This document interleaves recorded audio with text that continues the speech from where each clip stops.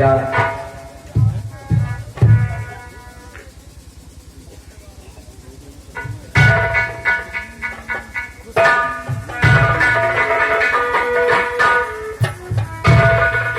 क्या बात है, इस खुशी के मौके पर तुम्हारी आंखों में आंसू ये शोभा नहीं देते हैं यार। स्वामी जी, आप तो जानते ही हैं कि मेरी माँ मुझे बचपन में ही छोड़कर भगवान को प्यारी हो गई।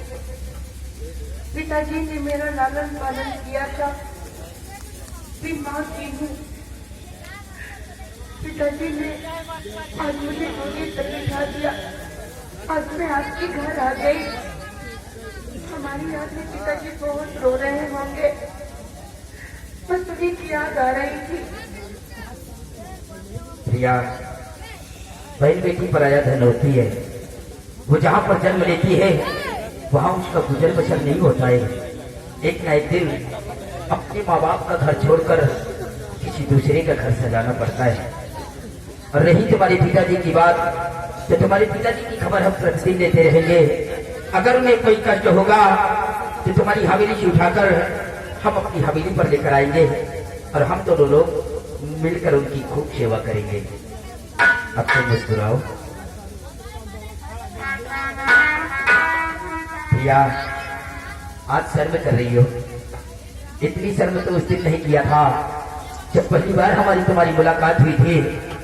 तो आपने अपने मुखारबिंद से बड़े सरल लफ्ज़ से कहा था कि मैं आपसे शादी करना चाहती हूँ। और जब आज आप हमारे घर आई हैं तो शर्म करके उतनी दूर खड़ी हो। यार, ये चेहरे से घूंघट तो हटाओ।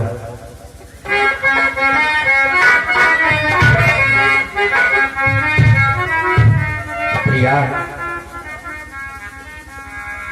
तुमसे बना मेरा जीवन, सुंदर सपन चलो ना, कभी मुझसे जुदा न होना, कभी मुझसे खफा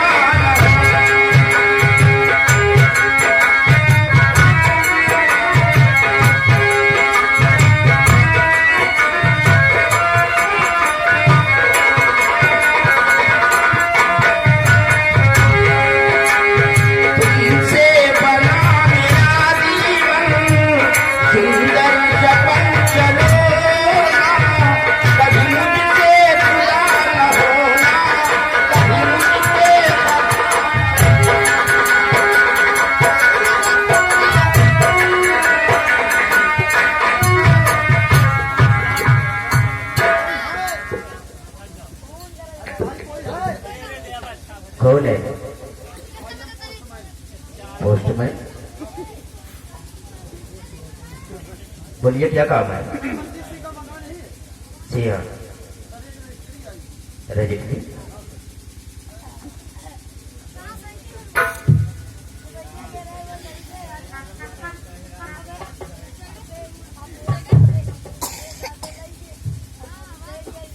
और ये आ गई अयान के बुआ। अयान के बुआ की तरफ से 10 रुपए का इनाम पाई।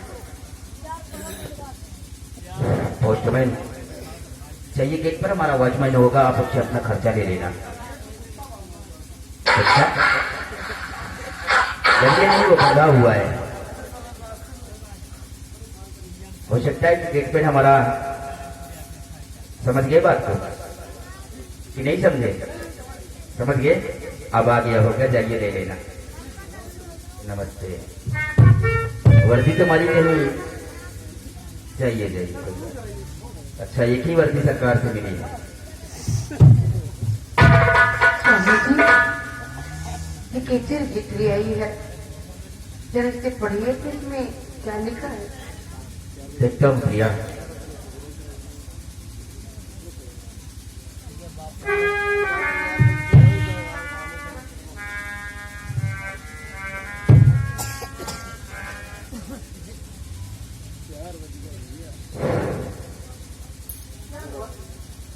आप जानना चाहते हैं? हाँ, क्या लिखा है इसमें? इसमें क्या लिखा हुआ है? बोलिए ना। सुनिए प्रिया।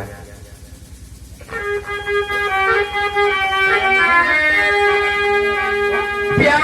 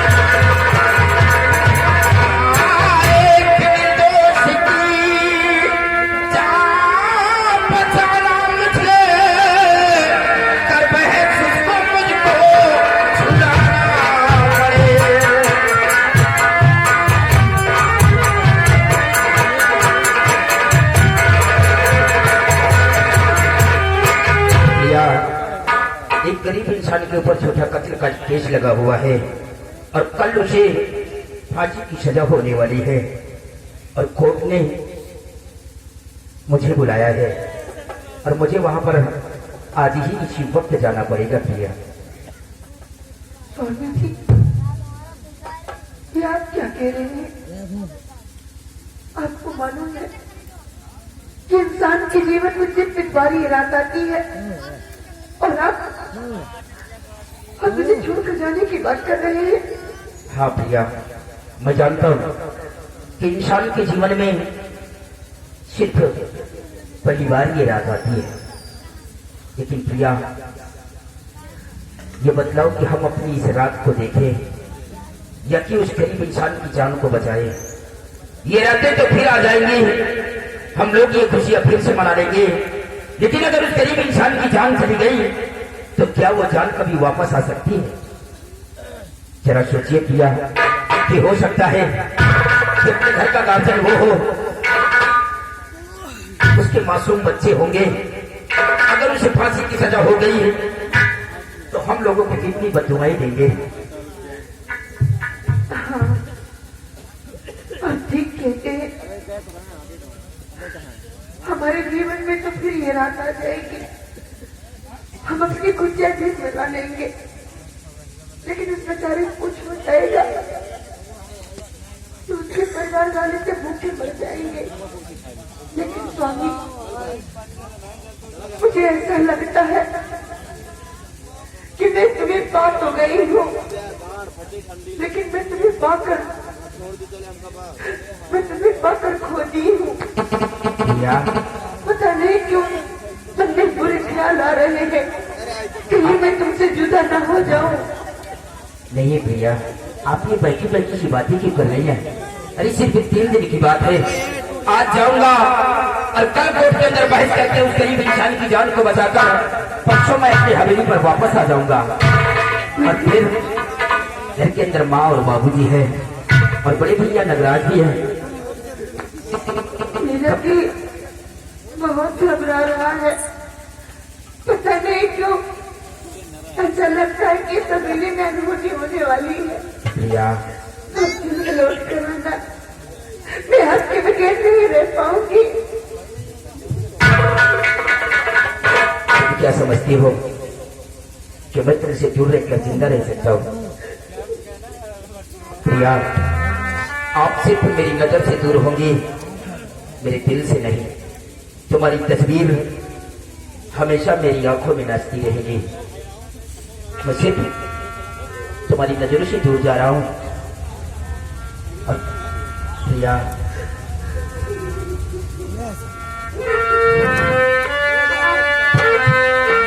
प्यारी हमारा अमर रहेगा, याद करेगा जहां।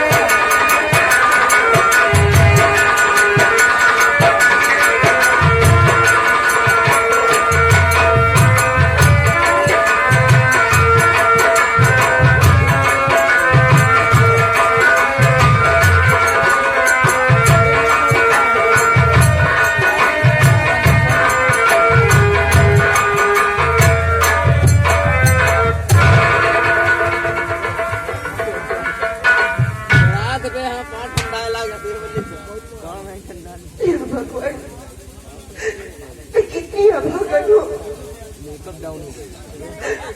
पता नहीं क्यों मेरा दिल बहुत घबरा रहा है। लेकिन मुझे चिंता क्यों करती? मुझे चिंता किस बात की? सब लोग तो घर पे हैं। मेरी सासू माँ, मेरे पिता तुल ससुर जी, भगवान के रूप में मेरे जेठ जी, सभी लोग तो घर पे हैं। मुझे चिंता नहीं। और फिर 3 दिन की बात है, हमारे स्वामी जी फिर वापस आ जाएंगे। नहीं, मैं कोई चिंता नहीं करूंगी। मैं सास ससुर की खूब सेवा करूंगी।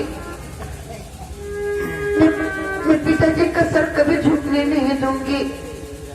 सेवा करके उनके मन में मैं अपना प्यार जता लूंगी। मेरी माँ नहीं थी, माँ का प्यार पालूंगी। चलती हूँ।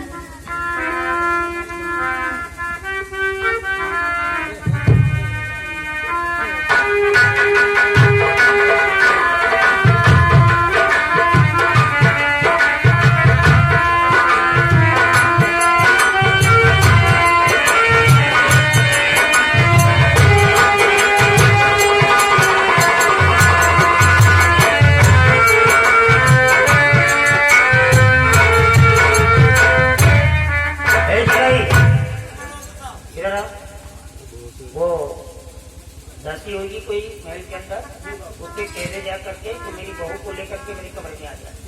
और सुन, घर का कोई भी सदस्य सोचता है कि बहू मेरे कमरे में आई है तो ये मत बता क्या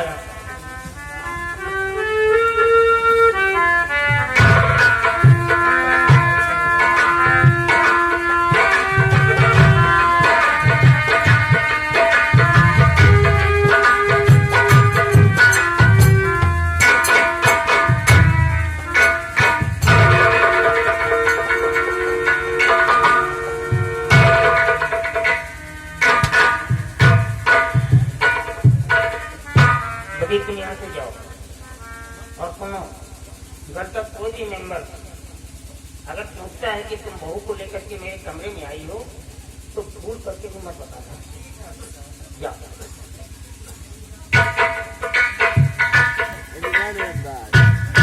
लेकिन सामने आओ।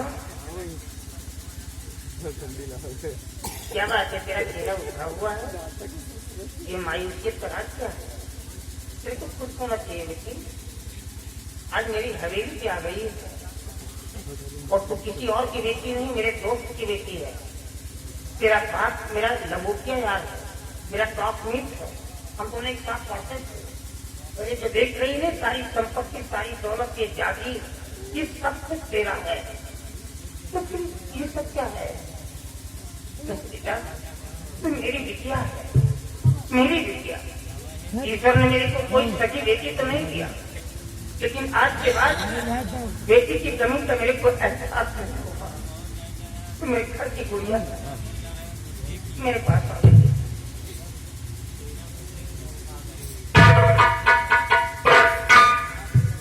ये बिल्कुल छोटी सी अंगूठी है बेटा, मामूली अंगूठी। ये मेरे पिताजी ने तुम्हारी सासू माँ को दिया था। जब उसकी शादी हुई थी, मेरे यहाँ आई थी, तब मुंह दिखाई में दिया था। लेकिन वो पढ़ी लिखी नहीं है बेटा, अनपढ़ है। इस अंगूठी की कीमत को नहीं समझ पाई। 50 रुपए की अंगूठी समझ करके मेरे मुंह के मार दिया था। मैंने संपर्क करके छोड़ लिया। बेटी, इसकी कीमत को कोई अंदाजा भी नहीं लगा सकता। मैं भी नहीं जानता हूँ कि कितनी कीमत की अंगूठी है। बताया जाता है ये अंगूठी करोड़ों रुपए में है।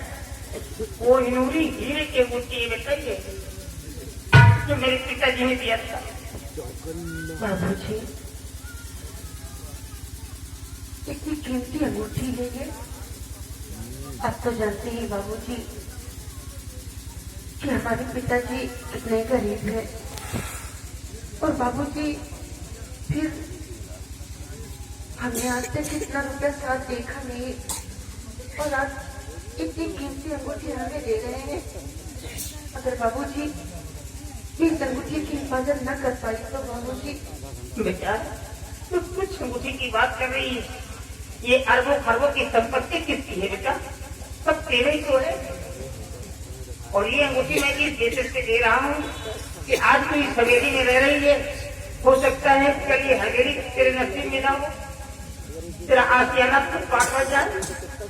अगर तू कहीं भी रहेगी और इस अंगूठी को बेच देगी तो जिंदगी भर बैठ करके खा हो सकती है बिटिया। किसी के सामने हाथ तो नहीं फैलाएगी, मोहताज तो नहीं रहेगी। मैं इस बेसिस पे दे रहा हूँ बेटा, संभाल से संभाल। एक बात बताए बेटा, इसका भेद खुलने ना पाए कि ये अंगूठी तुम्हारे पास आ गई। कोई नहीं जानता इस अंगूठी को, ना तो मंजीत जानता है, ना नगराज जानता है, ना तुम्हारी सासू माँ जानती। मैंने छुपा करके इस अंगूठी को रखा है। अगर इसका राज खुल गया कि अंगूठी तुम्हारे पास आ गई है तो बेटे इसमें तुम्हारी जान भी जा सकती है। हाँ बेटा, सदा इसका भेद खुल ना पाए।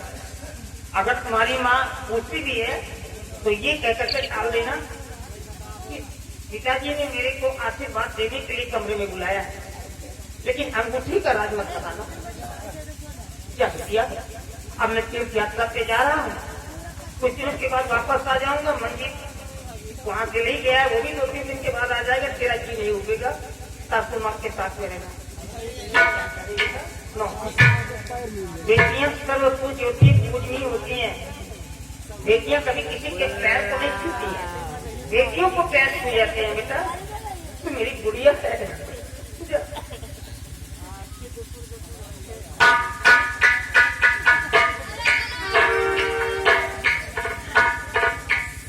ईश्वर ने मेरे को वही बहू दिया है जैसा मैं चाहता था। मेरी बहू जब बोलती है तो इसके एक एक अल्फाजों से खुशबू मिलती है। ये बहू नहीं है, साक्षात देवी आ गई है, देवी आ गई है। ऐसे भाई जरा मंजीत की माँ को भेज। हेलो, ये आ गए देशराज उर्फ पप्पू यादव, गदियानी के रहने वाले हैं। 1000 रुपये घर मालिक को व्यवहार पार्टी को शुक्रिया।